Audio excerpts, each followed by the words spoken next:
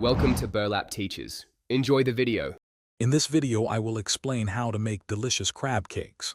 First, ensure you have 1 pound of high-quality lump crab meat, as this is the star of your dish.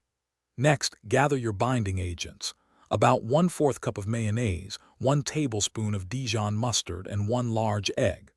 Don't forget your seasonings, including 2 teaspoons of Old Bay, 1/4 cup of fresh chopped parsley, and a dash of fresh lemon juice for brightness. These ingredients form the perfect foundation.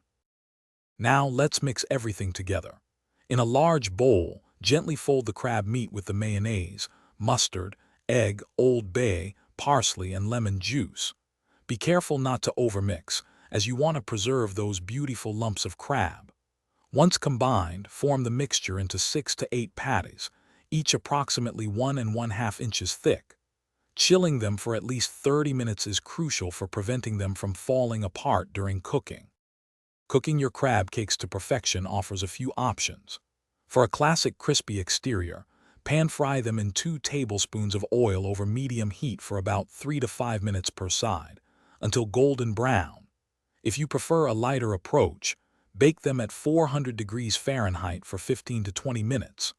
Alternatively, air frying at 375 degrees Fahrenheit for 12 to 15 minutes yields a wonderfully crisp result. Choose your favorite method. Finally, it's time to enjoy your homemade crab cakes.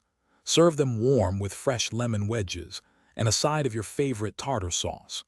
A sprinkle of fresh chives or a dash of paprika adds a lovely finishing touch and enhances their visual appeal.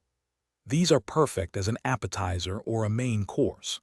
Remember to check the description below for links to some great deals, including that awesome car air freshener and other helpful resources for your culinary adventures. Enjoy every delicious bite.